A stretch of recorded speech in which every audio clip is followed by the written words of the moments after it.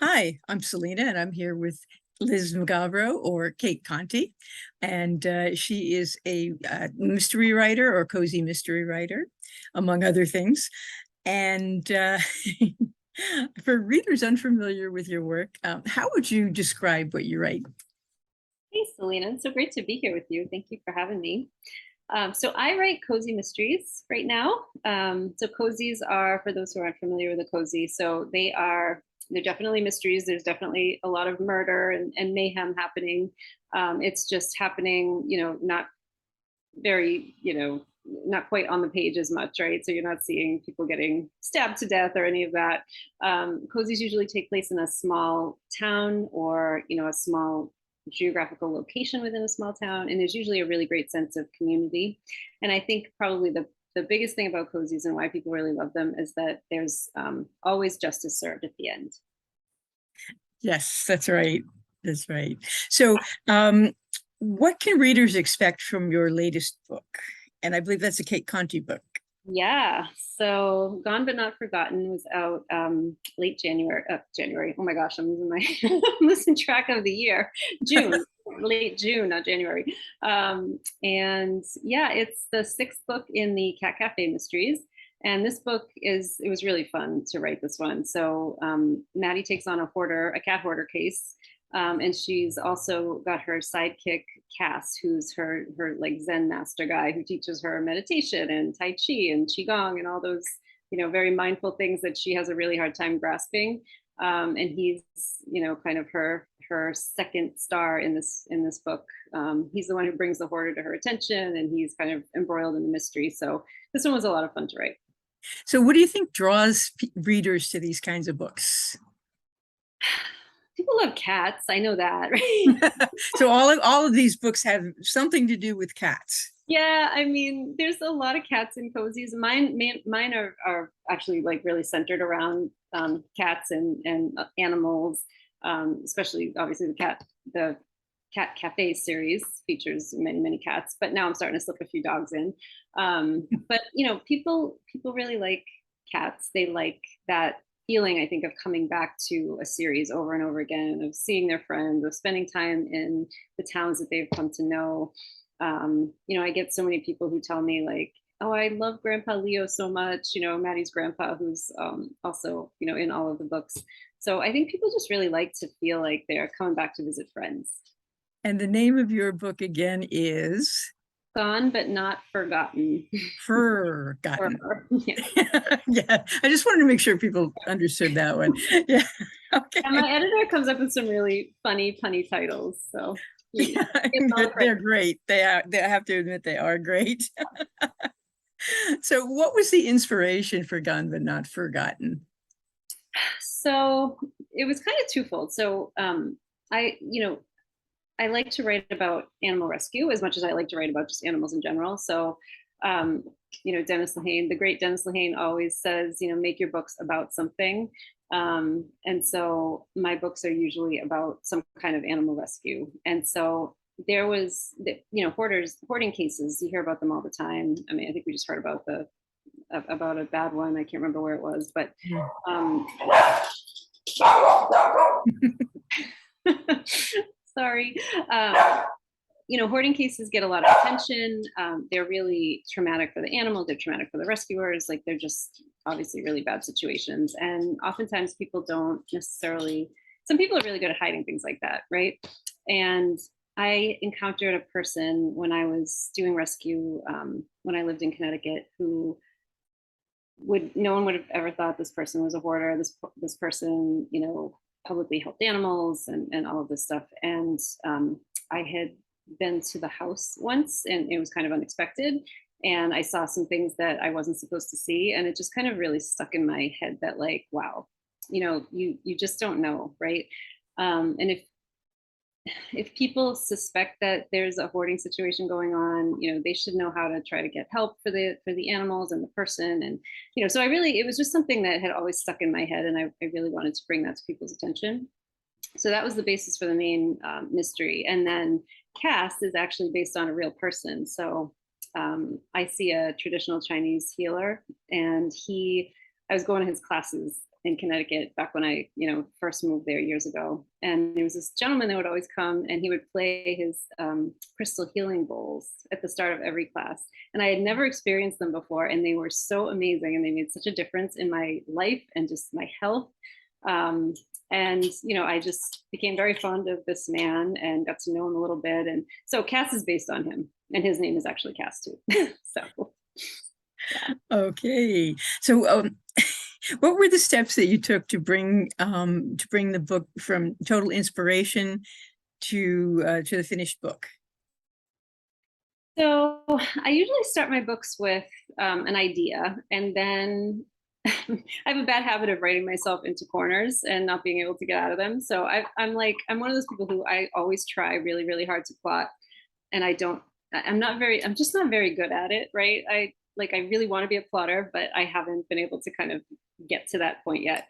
So I always have a plotting session with one of my blog mates, and she is amazing at just helping you kind of think through the whys and the whats and the who, and how to structure things. So at the start of every book, usually I have like a 2 hour, I sit down with her for like 2 hours, and we just talk about my idea, and then suddenly magically she spits out a few things and it becomes a book in my head.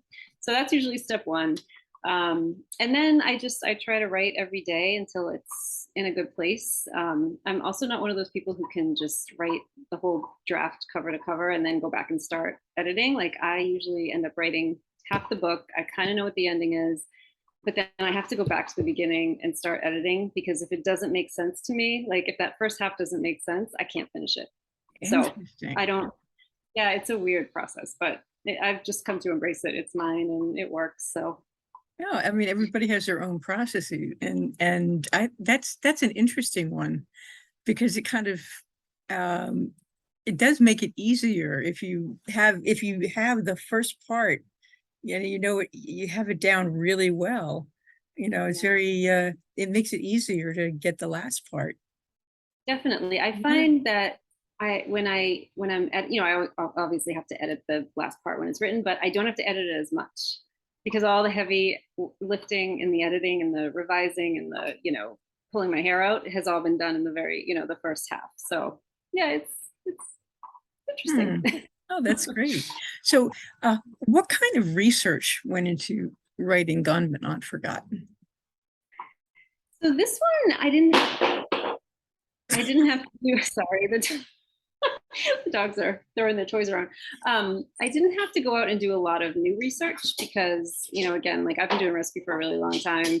I feel like a lot of just all of the things I've experienced in the rescue world has kind of primed me for all of this. So I didn't have to do any hands-on new research for that part. And then, like I said, I was going to those classes for many years. And so I've learned a lot about, the kinds of things that someone like a Cass would teach and how he would teach it. And so I feel like the research had already been done, and I was just kind of holding on to it until it was time to write about it. And so that's what happened here. Did you have any favorite research stories of all of your books? So one time I I was writing a book. It was from my Positively Organic series, and my character Stan, who, it was her first time living in a small town, and this town was like a farming town. And so she somehow got roped into, well, actually she volunteered, but one of her neighbors owned a dairy farm, and this person's husband had just been murdered. So she felt bad for the woman, so she volunteered to go help out at the dairy farm. So there was a dairy farm down the street from where I lived at the time. And so I was like, I mean, and I really struggle with this because I'm not a dairy person. I don't like farms. This farm that I went to was like a small, like a local farm. So I know it's still not good, but so I hope nobody judges me on that. But I went to the farm, and they gave me a private tour, and they showed me, I mean, all this crazy stuff. So I got to go look in the tanks, to see, because I was trying to see where my person was going to get killed, right? So is it going to be in the tank? Are they going to get stuffed in the tank? So I got to go kind of see that. And then this was amazing. I didn't know this. There's actually a giant pool of manure. This is and I didn't realize how this whole thing. So anyway, long story short, the guy ended up telling me that if you actually fell into this, I mean, aside from it being completely disgusting, it could kill you.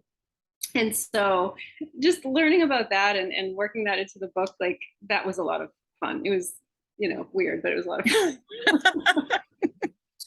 I would imagine it would be a little weird.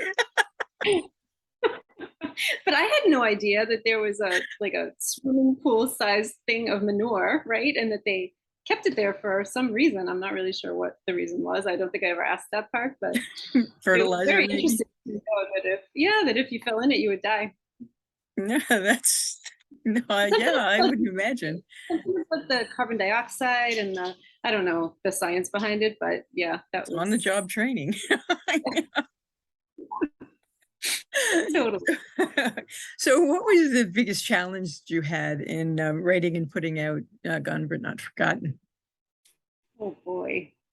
My challenge usually just comes down to time management and focus. And I hate to say even management, but just I'm definitely one of those people I can procrastinate anything, right?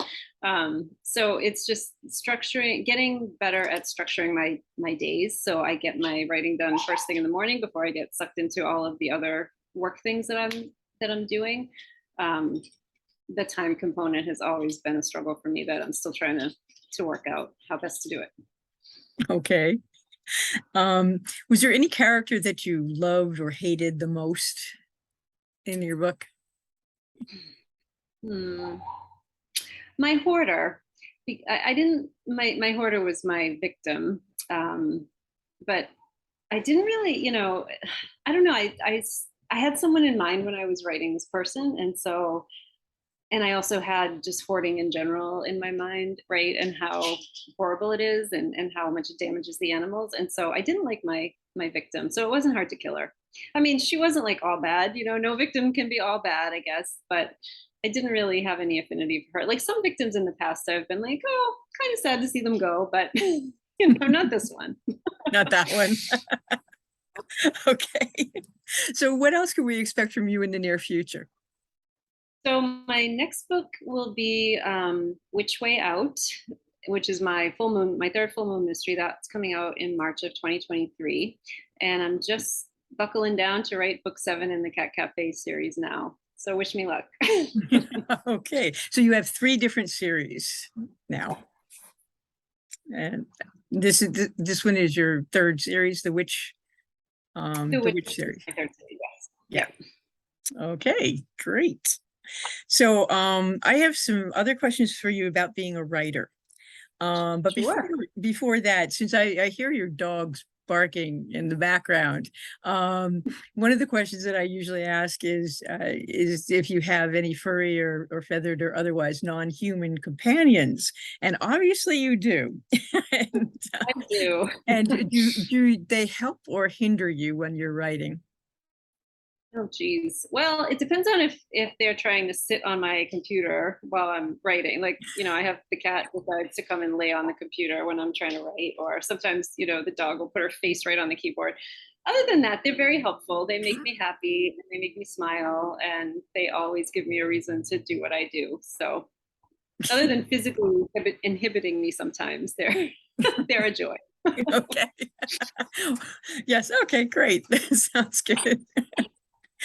Do they sometimes drag you out of the room while you're in the middle of writing? Well, I'm pretty good at telling them, no, you gotta wait, because if mommy gets up now, she's not gonna come back to this desk. So we gotta just get it done. So Okay. if there's a real emergency happening. Okay. So what's your favorite part of being a writer on the whole writing and publishing process? Yeah. I mean, aside from the writing itself, which I love, I mean, I've always loved being able to tell stories. I love meeting readers because it's just, whether it's in person or, there hasn't been much in person lately, but um, people will still reach out to me on social or on email and, just tell me, like I had a lovely, lovely email the other day that came through. Someone told me how she had been very sick and she took my books to the hospital with her and they got her through a really hard time. And I just, to me, that's like everything, right? Just knowing that I gave somebody a little bit of joy in a hard time during their life makes it all really worthwhile. Oh yeah, that's incredible. Wow. And so what has been your favorite adventure during your writing career? Ooh. Oh my gosh, so many. I mean, I've gotten to go so many cool places and meet cool people. One year I got to be part of the Boston Book Festival, which was like a dream. Like, I mean, that was, to me, that was probably a real highlight of my career. My blog mates and I were featured in the Boston Globe in a feature story once. That was really awesome. I've gotten to do such cool things. Like I've been to Writers Police Academy that Lee Laughlin, who is a retired police officer, runs. He's amazing. He puts together such a cool program for writers. I mean, he brings in law enforcement from just everywhere you can think of, every division, all over the country, and they have it at these really cool places, and they teach you how to do things like dig shallow graves and I mean, anything you could even want to know about, or maybe not want to know about in some cases, that you know about the crimes that they're solving. Like it's so cool. Yeah, I've been really lucky. I've gotten to do some really fun things. Great. So what's the greatest lesson that you've learned thus far in your career? Don't read reviews. Oh, they couldn't have been that bad. You can't please everybody all the time. Well, because you know how it is, right? Like you can get 50 great reviews, and then you get one bad one, and you're completely fixated on the bad one. And Oh, of it's like, course. oh my God, my life is over. So I try not to read reviews. What else have I learned? I mean, also like, you just have to write what you love, you can't write to a trend. You can't try to write to a trend. You can't try to guess what people are going to want to read. I think you just have to really be true to yourself and what you're writing. You have to put the work in. You have to be serious about it. You have to be like, whether you're doing it full time, and I'm using air quotes because I just wrote about this, about how writers don't have to write 8 hours a day to be full-time writers. Whether you're doing it, 8 hours a day, 1 hour a day, whatever it is, like this is your job. So be serious about it and take it really seriously and do your best. And then you got to release the outcome. Mm-hmm. You say it is your job, but you can also have a lot of fun with it, right? Oh yeah, because who is it that says, if you love what you do, you never work a day in your life, right? That's It's true. totally true. It's totally Mm-hmm. true. Mm-hmm. So is that the piece of advice that you would want to share with other writers?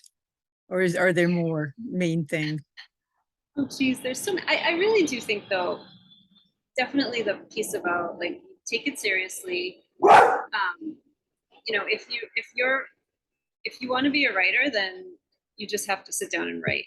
It doesn't matter if you're writing 1,000 words a day or one sentence. Like if you're putting that time in the chair, like that's how you're going to be a writer. And I think just as important is releasing the outcome. You can't predict that you're going to become a bestseller. You can't predict you're going to even sell a book, right? You just have to do the best work that you can do, and you have to be true to yourself. So Mm-hmm. So are there any groups, clubs, or organizations that have helped you that you would recommend to other writers?